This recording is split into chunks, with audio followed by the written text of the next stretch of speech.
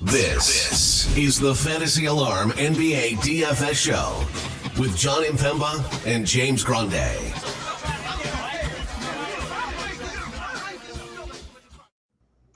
What's going on, everybody? Jon Impemba here with James Grande. Welcome into the Fantasy Alarm NBA DFS Playbook Preview Show. It is for Monday's 5-game main slate. James, how are you doing, my friend? Doing well, John. Nice little, great slate of games this week. Just every night, seemingly just right in the wheelhouse. Yeah. Every nice night Sunday for the family here. Orlando Magic, littered everywhere in the playbook and our lineups, and see some screenshots, including my own, in the Discord. So. Good Sunday slate. You had a nice Saturday slate, so we're both coming off. I could have had a great Saturday slate. Yes. The Jordan Poole late scratch after lineup lock. I was playing in the $12 single. I was 38 fantasy points away from winning, and I know a lot of you sit there and say, well, John, 38 fantasy points is a lot of fantasy points, and I agree with you. I had a 0 from Jordan Poole in that lineup, and nobody ahead of me had played Jordan Poole. So had Jordan Poole repeated what he had done the previous two nights, which are games for him, which is 39 and 42 fantasy points, there was a chance I would have had a takedown. If he just went for 30 fantasy points, I would have had a top 5 finish. Still came through with a pretty nice night despite the 0. I also, because I took that 0, I kind of tilt played the 2-game late slate and nearly had a takedown on that as well. Was me and 13 of my closest friends, or about 15 or so fantasy points off of splitting first in that one. So all in all, not a terrible night on Saturday. We had a great day on Sunday as well. And like you mentioned, wheelhouse slate this week, because next week is the in-season tournament sort of finals going on there. So a couple of days with no games. Monday and Tuesday and Thursday are 2-game slates. Wednesday and Friday, no game. So definitely get your action in here this week with 5 to 7 games pretty much every day, Monday through Friday here. And like we said, we like that. We like these size slates here. The ownership and the roster construction is just right. The player pool is not too big. It's not too small. And helps. I feel like we have an edge, you and I, been doing this for so long. I feel like when we get these sort of mid-tier size slates, you and I really do a lot of good work. So I'm excited to get into this slate here. And if you guys are just tuning in now and haven't already done so, please give a like to today's show here. Leave a comment down in the comment section with your favorite player of today's slate, maybe your favorite matchup of today's slate as well. Your comments and your support, your likes really help boost up our show, boost up our channel, and that allows us to do a lot more great things here on the Fantasy Alarm social media channels and content for all of you guys there. So with that said here, James, let's jump into it. Like I mentioned, we got 5 games to talk about here on this main slate. There we go. Game totals. Yep. We have the Pacers on this slate. We know Pacers have been involved in some ridiculous games of late in terms of scoring here. They're home against Portland. Portland is coming on a back-to-back. We got LA versus Philly, Washington versus Detroit. Again, teams that generally play at some high-scoring games there. New Orleans versus Utah, Denver versus LA, Pelicans and Utah running it back. Of course, the other day, basically sat all their top guys. We'll see the status and injury statuses of players here for that game as well. And we have Denver on a back-to-back here against the Clippers this evening. Denver beating the Spurs pretty handily here on Sunday. Which matchups are the most appealing to you here, James? Yeah, I mean, you highlighted Indiana being on the slate. That is the slate high. It is also the slate high spread. It is a 241.5 total over on BetMGM. Indiana's 11.5 point favorites going up against a Portland team on the back-to-back that lost a 29-point lead against Milwaukee on Sunday. So that is going to be a tough pill to swallow. Obviously, you move on and probably going to be fresh in their minds, and they're probably not going to try to think about it. But you just blew like an on your 30-point game. Washington, Detroit, a solid 234.5 total. Detroit 3.5-point favorites at home. We know Jordan Poole is questionable in that game. Sorry, John. 231.5 in Lakers Philly. That's probably the best pure basketball game of the day. Yeah. 4.5-point favorite is Philly at home. 229.5 to 230.5 in Utah and New Orleans, depending on where you look. New Orleans 3.5-point road favorites. The same Jazz guys are questionable again in Walker Kessler and Larry Markkinen and Jordan Clarkson. So it remains to be seen if we're going to see 10 Utah guys play 20 plus minutes. Right. And then Denver Clippers, John. So this line, only one sports book has this line out as of this recording. Sure. It is FanDuel. And you and I were kind of like joking before we hopped on air because Denver, although that game only ended up being 12, it was 30 in the third and then 22 when they put Jokic back in the game in the fourth. And then he played the next 8 minutes of the fourth quarter and ended up playing 34 minutes. The Clippers are 4.5-point road or home favorites here in a 218.5 total. So the lowest total on the board. But it is interesting to see that Denver is the only team, or FanDuel is the only sports book that has that line out, and that it's only sitting at a Clipper 4.5-point favorite here. Yeah, we could see the potential return of Jamal Murray. He's been listed as questionable now for a few games and being ruled out. Aaron Gordon actually got ruled out of Sunday's game here, so that could play a little bit into it. It is also a 10:30 start, an hour and a half later than the next latest game, New Orleans, Utah at 9. So cool. Good luck to you all there for the. I won't say it out loud, but maybe the highest priced player on the slate. Maybe he played a lot tonight because he doesn't plan on playing on Monday. I don't know. Yeah, we'll wait. We'll have to wait and see how your lineup builds go there. Probably lower rostership on Denver because of that if we don't get any news throughout the day. So let's just get into it. Again, I talked to the top price guys here: Joker, Embiid, Halliburton up over 10K. Only 3 guys over 10K on the slate. Halliburton is $11,000, 47 fantasy points, and a double-double effort against Detroit. Last time out, it was a blowout.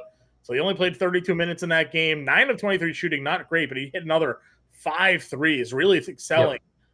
Shooting the 3 ball here lately. Got another double-double on tap. You mentioned the 11.5-point spread. That would pretty much be the only worry here of playing Halliburton because you don't want to pay $11K for a guy that's going to play 33 minutes. Now, I mean, we've seen him obviously pop up for big numbers before, but if this game isn't competitive, I do worry a little bit about him there. Maxi's at 92. Cade's at 83. Smaller slates, prices jump quick. Brogdon 79. Harden 78. If we want to just kind of cut it off there, Halliburton aside, how are you ranking out the Maxey, Cunningham, Brogdon, Harden group? So to be fair, Portland has obviously been more competitive with Malcolm Brogdon. I mean, 6-point loss in Milwaukee, 16-point win against Utah, and 13-point game where Brogdon's limited in his return. He's been super good. So we've also seen the return of Scoot Henderson. He actually looked competent on Sunday as well, 5 for 10 from the floor, 27 minutes. So Portland is more whole. They'll obviously win more games when Anthony Simons is back too. Mm-hmm. But I do think that game can stay competitive. If we find out Brogdon's this is the second back-to-back in the last week. He played 25. Brogdon played 25 minutes game 1, 24 in game 2. If we found out he was going to play 30 minutes, John, I think Malcolm Brogdon's an elite play considering one, another revenge narrative for him. 2, he's coming off a game where he went 7 of 23, but had 18, 12, and 8. Right. And he's been we got a word he's going to play 30 minutes. Brogdon would probably be per dollar number 1. Cade's obviously fine.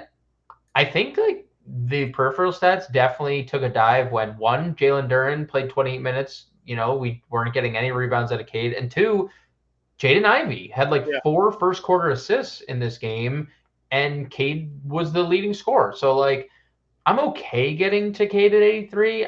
I'd much rather just take a shot on, I think, Tyrese Maxey's ceiling than play Cade or, Harden 78 is is okay. The Dallas game, he'd never return in the fourth quarter, so 30 fantasy points essentially in 3 quarters.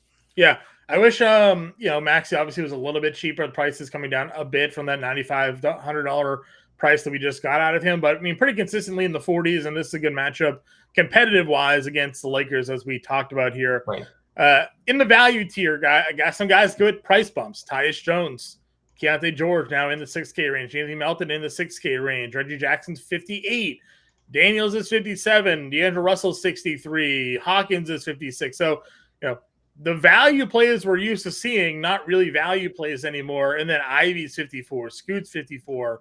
Sexton's up over 5K now. Like, how are you approaching, the guys who've been playing at 5K and below, now being 6K and below? Yeah, I mean, I think we just kind of have to take that with what the slate kind of is showing us. There's going to be value that pops out, and we're going to be able to take advantage of that. But it is tough to get to. I'm trying to pull up what we're going to be looking at if we do have word on Jordan Poole, because he's listed questionable again.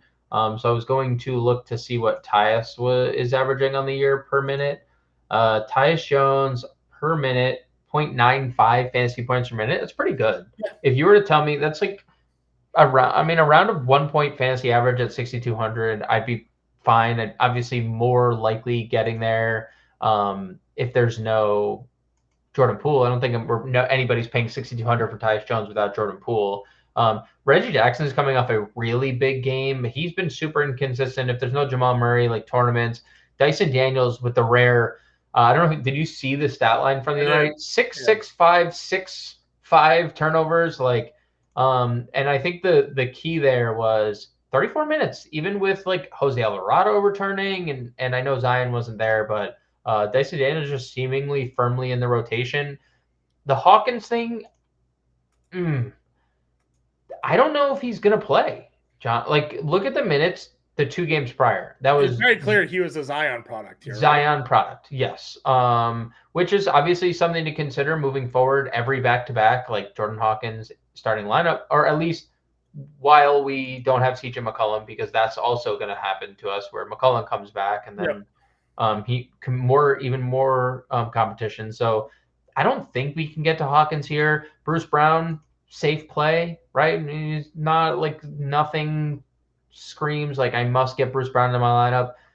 No one's like Scoot. Is there a ceiling here? Maybe, but I don't think I'd rather play Ivy than Scoot. I'd rather play Ivy, dude. I'd rather play Jose Alvarado for $4,000. I love the Ivy call, by the way. I think we kind of said it on was that Friday slate? Yeah. He was like one of the first people to plug into our lineup, Jaden Ivey. And you had to give him that like boost. If he was going to play 30 minutes, you could just put him at a fantasy point per minute in Indiana. Well, because the Pacers matchup, there's not a lot of difference here between Pacers and Washington. When you look at Washington's second in pace behind Indiana, and they're dead last in defense now in front of Charlotte. So like it's another spot where Jaden Ivey looks to be a fantasy point per minute producer. Only got a $300 price bump. He's one of the first people I'm putting in my lineup. But it makes you wonder what they were doing earlier in the year with him. Like, why was he not starting? He was in a great rookie year. Yep. Why was he in the doghouse early on? Obviously, they kept losing games. Now, they're still not winning these games. But, at least he's being productive here. Ivy for sure for me. If, like, Utah starts Chris Dunn again, do you give Chris Dunn a look at $4,100? No, because he's not 3K. And like we saw what was going to happen, right? We need Markkanen and Clarkson more than we know, John. Because like if they don't play, they literally played 10 guys 20 minutes, and nobody played more than 30. I guess if they're out, would you? Let me ask you. I'll turn it around on you. If they're out, would you play Sexton or would you play Chris Dunn? Like Chris Dunn was like 50% owned the other night, but he was $3,000. It depends on what my roster looks like. We know Chris Dunn can be productive. He might get more than 20 minutes. We don't know they're going to run that same rotation. If he's in the starting lineup, how do you go away from him, right? He's a $4,100 starter. But I do think you can obviously feel confident knowing that Colin Sexton is at least going to be playing a good amount of minutes. Like 20 is the floor, right. And the ceiling apparently is 28. So We were all in. I mean, Colin Sexton was the cover of my playbook that day. I didn't change off playing Sexton. I still have him in the late lineup that I played. Once that news came out, but I expected maybe him to start, and then I saw the starting lineup. I was like, "Yeah, this is weird. What is this? What is this? What is happening here? You're at 7, Chris Dunn. Like I didn't know. I didn't know what I was looking at. You're at 7. You're at 7 on a mere you playbook day is a dream come true. Honestly, I know. I mean, listen. I immediately went into chat. I was like, listen. I know I said good things about Rashawn Holmes, who was terrible in that game. But I was like, I'm playing Yurt 7 now, so you guys should pivot to Yurt 7 as well. Now, again, I did say I still think that Holmes is going to be a good play if you want to stay there. He was not. He played 20 minutes of nothing. That happens with Rashawn Holmes there. But I did say I was pivoting down to Yurt 7. So hopefully y'all fall. Big fantasy point per minute monster is that guy. Alvarado's fine at 4K. Again, like how much of these minutes are impacted? I mean, he's not really impacted by Zion, but like the rotation, if Zion's in, I wonder how weird it gets, right? Yeah, for sure. I mean, they gave him the extension this offseason, and that hasn't always meant like immediate playing time. Like Peyton Pritchard, when everyone's healthy, plays like 12 minutes, and he's making like he's making like $12 million a year. I'm just saying, Jose Alvarado and Herb Jones is like having an in-law apartment with no door. Mm-hmm. Like they're just constantly in your stuff. You bring up, so that was someone I wanted to talk about, Nembhard, only because if you think that game can get out of hand, I think Nembhard has a ceiling. Sure. I mean, I don't think we'll be short on value to where we need to get to Andrew Nembhard, but he went for 24 fantasy points in 20 minutes. So just putting that out there. I'm trying to see what Starford pool. They put Kispert in the lineup last time. They did, and I also think Landry Shamet would have played more if that game stays competitive. He played 24 minutes the other night and was really good, and he was actually really good. I mean, 17 fantasy points in 17 minutes against Atlanta. The coach came out and said that they did not try in that second game. And then Bilal Coulibaly was quoted as saying, "Yeah, I guess we'll try harder next game." All right. So. Shooting guard here. We're expecting Zion to be in this game right now. He's just sitting on backpacks. I don't really like 9K for Ingram at that point. I'll just play PG at 88 and be more than okay doing that there. Yep. For sure. Brogdon, Harden, we discussed. If Clarkson's in, I'll go back to Clarkson. That's fine. I'm not too worried about that. But he healed though. I mean, why not? $6,400 if he's in the starting lineup, he's gonna keep shooting. Yeah, unfortunately, did not close that game. They were going on a big run, and they were just like, "Meh, we don't. You're good tonight, buddy. Yeah. Like, just chill." He was good. He just didn't pay off. Obviously, 5,500. Only 28 minutes. We saw a 35-minute ceiling. So yeah, I'm good with the healed thing. Would you play Jordan Poole at 6,800 if he's active? Yeah, for sure. Right? It's a great matchup. Like he's been. I'm not going to say he's been great, but he's been the fantasy producer we thought he was going to be. I thought there'd be a lot of inefficient volume shooting, and the problem was early in the year there wasn't the volume shooting. There's just a lot of inefficiency. Yeah. So now he's taking 25 shots, and it's fine if he's inefficient because it's getting us the points that we need. But also he's getting to the free throw line is nice to see as well. So 100%. If Poole's in, I'm in there. There was a list I sent out today. I meant to send it to you, but they ranked Austin Reeves as the number 1 bench player in the NBA. Yep, he's been great.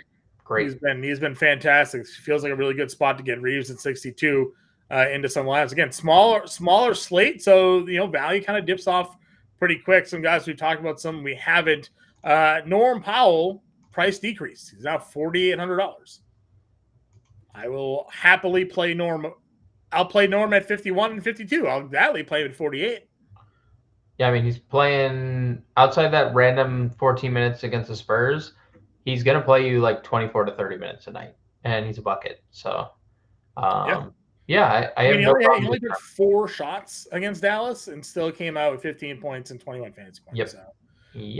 Happy to get some Norm in that line. Now, he didn't close. We talked about that. They had man close that game, which is kind of disappointing because Norm had been the one closing some of those blowouts. But still, If Gordon is out, Christian Braun obviously becomes something that we can take a look at. Now, he hasn't been great, but he's been okay. I think that if he starts or gets some extra playing time there, I'm fine going there. If Kispert is starting, I have no problem going to Kispert at $4,700 here either. And then Max Christie. If he's starting again, I will play Max Christie at $3,900. Yeah, they officially listed Reddish as questionable. So. Right. Everyone else is still out. Hachimura's out. Vanderbilt's out. Gabe Vincent's out. So it's like status quo. So yeah, I'm okay with getting to Christie, especially if Would you play Reddish if he's active and starting? The minutes for him were crazy.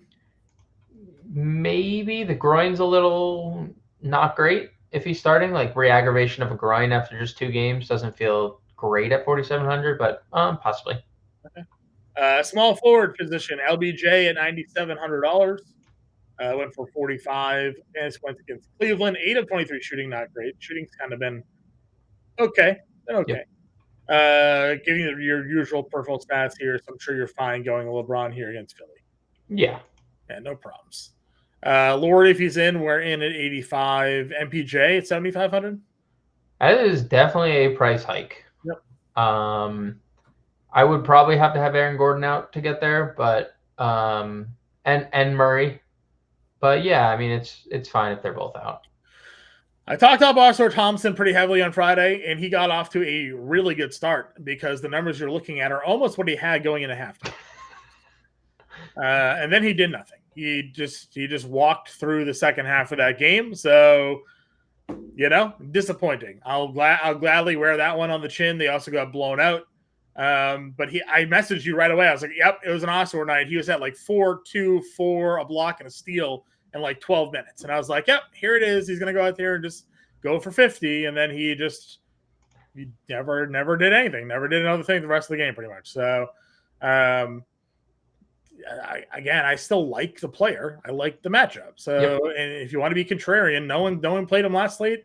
No one's going to play him again at $6,500. He's a small forward only when there's Heel, Toby, Reeves, Denny, these guys, Herb Jones, even. Like, there are a lot of guys under him and around him that I feel like more people are going to gravitate towards. Yeah, I think that's probably the kicker, that he's just single position eligible. I will say, if you look at the stats for Arthur Thompson, and this doesn't always mean anything, but his home road splits have been kind of nuts. He's shooting, and for a guy who's super inefficient, 53%, 54% if you want to round up at home, 36% on the road, and he's averaging 14 actual and 37 fantasy points in basically the same amount of games, home and road. So just throwing that out there, maybe he's just more comfortable, like as a rookie, just being in his home, his home stadium. So just, I still don't love it. $6,500. It's not like my favorite price tag, but I'd be okay. It's Washington. They're terrible.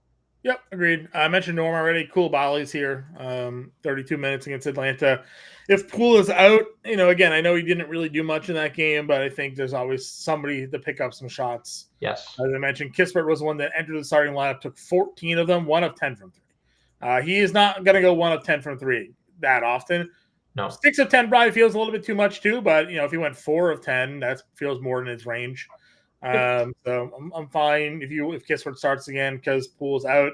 If you want to go there, Prince is playing over 30 minutes tonight. Back-to-back games here for him, over 25 fantasy points. If everybody's out again, Torian Prince for you at 46. I don't know how to answer that. He's gonna haunt my lineup. So do we chase the stealing man game? Dude, he shot. I cannot believe he shot that many times. And it was the beginning of the game. He came out like 3 for 5. I was like, he's already taken more shots than he has in every single game this year in the first 3 minutes of this game. Mm-hmm. I mean, dude, he had 38 points in a playoff game or whatever it was. Like, it's not that he can't score. He is going to be first ownership run. Just based on how things have, like, we're 3 positions in and maybe we're missing something in the last 2 positions, he's going to be one of the most popular plays. First ownership run, he's going to be one of the most popular plays until something opens up. Just because he's 4,100, multi-position eligible, He's playing over 20 minutes, and we just saw a ceiling. Like I feel like the writing's on the wall here. Mm-hmm. Fontecchio started He did. 26 minutes. 2 of 7 from 3. That's kind of his game. All right, power forward here. Oh, wait, I think I had somebody. I did. If Denver, and it's super low floor, they started Justin Holiday on Sunday. He played just 27 minutes, but Mike Malone had like really interesting comments pre this game, and he was basically talking about how people think that they're just owed minutes on Denver because they won the championship last year. And he's like, that's not the case. And he specified Justin Holiday about how he liked how he's competed the last 2 games, and then he starts him. Again, very low floor, 5, 3, 1, and 2. He had, but he can be productive, and he also plays with the best player on the planet who averages 10 assists a game. Wouldn't surprise me if Justin Holiday, if he started and hit like 4 threes. What if Aaron Gordon's out again, or Michael Porter if they sit, or like likely Justin Holiday steps into a big role. Also, Julian Strother, John, played 19 minutes. I don't know Strother's the appealing one just because young kid shooter, athletic. 10-4. He had 10 points, 4 assists, 3 steals, and a rebound on. Strother's in this ring if Gordon gets ruled out again on a slate like this. Power forward, would you play Zion at 87? Maybe. Say Utah's full strength. So they're giving them their best. It's a really good spot. It is a good spot. And Zion has been good. He has been good. He just looks super healthy, and like he looks like he's buying in, John. He's got dad strength, man. He does. They've won the last 5 games he's played, and all 5 of those teams are playoff teams. So sure. Kuzma 86. Well on his way to the assist game again, huh? The 8 assists in 25 minutes. No, if it wasn't a blowout, 25 minutes, he had 12, 7, and 8. So we've been talking about price ceiling for Kyle Kuzma, and it is not getting any better here. But if he's going to be giving us double assists and near triple doubles, he's a $9,500 player probably if that's the case. Agreed. And if there's no Jordan Poole, the offense is literally Kuzma's the hub. So. I'm more likely to get there if Poole's out, but he's in the player Jordan Poole. And then Grant 76. Yep, great spot against the Pacers here for sure. Mid-tier range. Where are you looking? Toby's too expensive. No shot getting there. Collins has a ceiling. He's okay. Herb needs to stay out of foul trouble. He's in foul trouble every slate. I know he only had 3 fouls. He had 3 fouls in 6 minutes in the first half. He played like 19 minutes in the second half. I mean, please just stay out of foul trouble. Whatever Pacer starts, Neesmith practice on Sunday is questionable for this game. I suspect they would go back to that lineup because he looked really good starting. Why is Jabari Walker $4,800? Missed the Jabari Walker game. That is, you did miss the Jabari Walker game. Play this man every day. Missed the Jabari Walker game. He is also not going to pay out $4,800. No, he's very. I was just clicking to see why he was so expensive as well. Najee Marshall hasn't paid off anything either. He's way too. Yeah, that just seems. I feel like you just play. I'd play Neesmith, like you mentioned. Play whatever Pacer starts here. Yep. Hope like Neesmith doesn't play probably, so you'll get more minutes at Roby. But if Neesmith starts, I like that one there. What did Gallinari do? Just 17 minutes. That's all he does, though. Like, if you wanted to, he'll be another guy that's popular first run because he plays 17 minutes and had been giving us like 20 fantasy points. There's not a lot of value on this slate, so there's not a lot of value. Can't wait for our guy to come back. Already ruled out for Monday, but soon. They're saving him for they're already kicked out of the in-season. Yeah, they're not. They have no shot. Yeah. All right, center. Joker's 12-8, Embiid's 11-7, AD is 9-8. That's your top tier. There's just unless something opens, there's just no way you're getting to Jokic comfortably. Does Anthony Davis stand his ground versus Joel Embiid? Like, I feel like there's a big size mismatch there. It's just one of those things. Like, they're just 2 of the best players in the NBA, and they could just be going at each other. They could both put each other in foul trouble. They both could stay out of foul trouble. Like there's a very wide range of outcomes. All I know is there are a few players playing better around the league than Joel Embiid over the last few games, at least. Right. So like 7 foot 280. What's Anthony Davis? Like 250 probably? Yeah, probably around 250. They got him at 6 foot. What do we got for a weight on Anthony Davis? 6 foot 250. Yeah. So again, I felt like Embiid's just the bigger, more physical player. And I don't know if Anthony Davis even can stay on the floor against a physical player. So I mean, like, dude, it's not to knock Anthony Davis. The dude has been an absolute baller here, but has he faced Embiid yet? Obviously, he hasn't faced Embiid yet. He's, I mean, he's faced he obviously opening night got torched by Jokic, and there's been a few instances where he's been hurt or he got hurt versus Bam here. Is this what happened in this Miami game? That's the game where he he pulled what was this?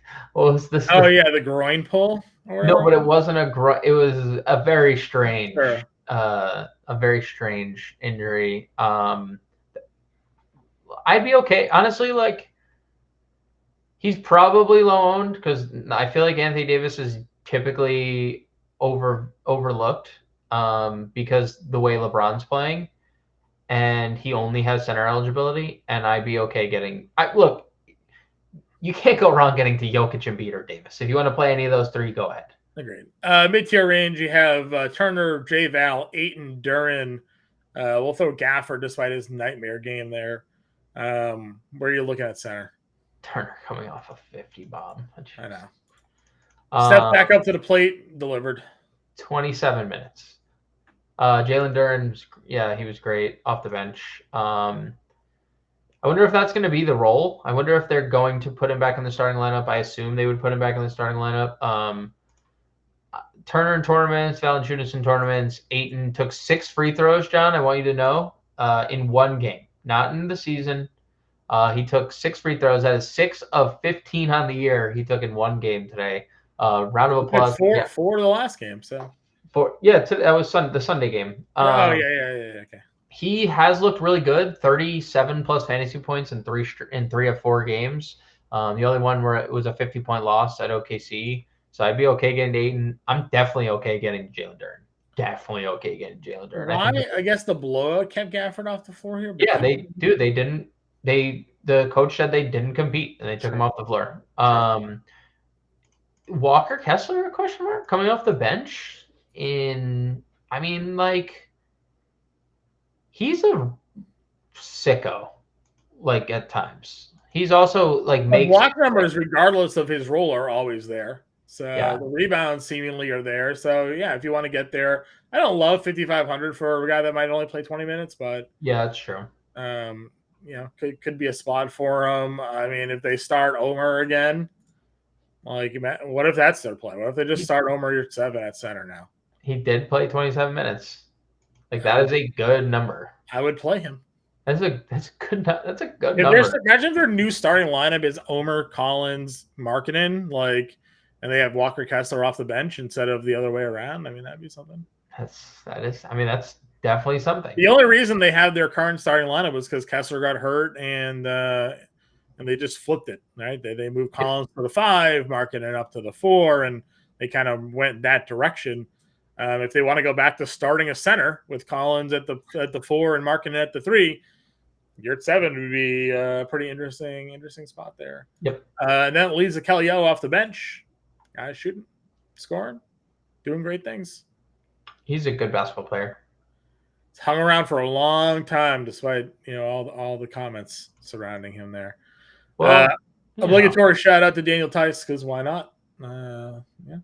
I'll throw a couple guys in the Daniel Tice bucket. I think there's a couple. Duop Reith, if you think that game's out of hand, can play upwards of 20 minutes. He's had a couple 20 fantasy point games. He's had a couple 17 fantasy point games, and in those runs. So Duop Reith, if you think that game blows out, just speculation. Jalen Smith 4,200, 21 and 19 minutes the last two games.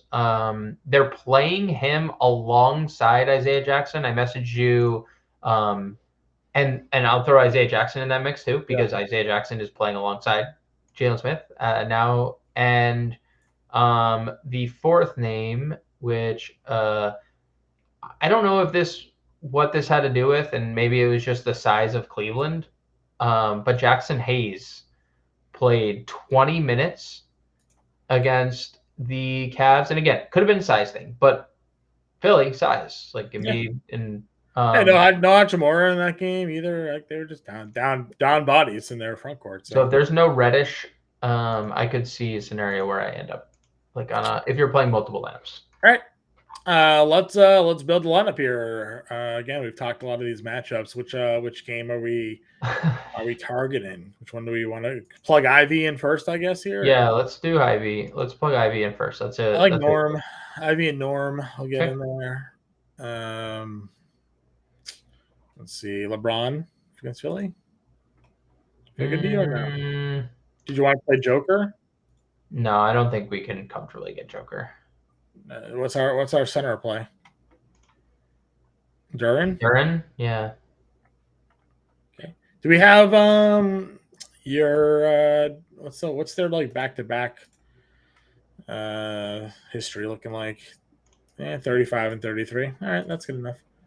All right, so 66-20 then. Do they play Tuesday? Didn't you say they played on Sunday or no? No, the Pistons didn't play on Tuesday. Oh, okay. Good. Where are we going next? 6,600. Paul George? That just game sucks. I would rather just play LeBron at that point, just because I think the game's better. Okay. 58. Not that I don't think Paul George could be good, because I do. That game sucks. Well, we'll start with Obi and move to Neesmith if we have to. That's a good one. 6K guard. Daniels, Sexton, Matherin played 31 minutes. Christian Brown, Kispert, we just don't know the status, obviously. Yield's good. Honestly, if we needed, we can move Hield to forward. So Reeves? Yeah, I'm wondering if Reeves would. I think Reeves would get hurt a little bit by Reddish being back, but you also maybe not. It could also just be Taurean Prince that suffers. It could also just be Reddish that doesn't. Yeah. I mean, if Poole was out, we'd play like Kispert here properly, right? If Poole was out, we'd definitely play a Wizard or 3. Like you could play Shamit, who's $3,200, or you could play Kispert, who's 47, or Koulibaly, who's 48. So you could play any of those guys. I mean, Kispert has a roll off the bench anyway, so if you wanted to just plug him in and know that either way is there, give it a $3,300 util. Again, just to throw it out there, it is a first build too. So like, whoever's just tuning in, there will be news. There will be news, and things will be shifted, and then like you just see like a starting point, and you springboard off based on the news. So if we want to save money, we could also go to like Terrence Mann or Christie. If like those guys were ruled out for Kispert, like either there's a bunch of like different options. I mean, I do like Christie 39, so util be 81. Brogdon, I guess. Yeah, I mean, I like Portland, and you could pivot to Grant if there's no Brogdon. Right. Pivot. First look, everybody. Our LeBrons are spend up here, but again, will most likely. The lineup you see here will not be the final lineup we put in. James and I will also be back live at 5 p.m. Eastern time. We'll do a whole new lineup for you then based off all the updated news and information that we have for you at the time. So make sure you get that. Get in our Discord if you're not already. Sean Mitchell will be on your playbook here for Monday. He'll have that out. You can follow us on Twitter. Ask us your questions. Get in the Discord and ask us your questions. And, of course, James and I will be available here for all of you throughout the day. But for now, we will see you again at 5 o'clock Eastern time, and we will catch you all later.